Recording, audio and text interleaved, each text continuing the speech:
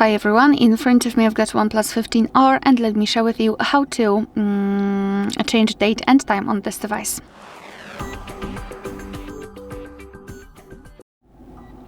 So let's start with opening the settings, and here we have to scroll and find the system and update. Then let's tap on date and time.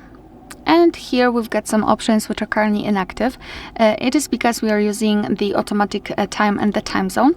So first of all, let's turn off both of those options, and now we can freely tap on date and change it just by swiping. First of all, the month, then day and a year. Here the time, just tap on it, and again by swiping set the time, the desired time.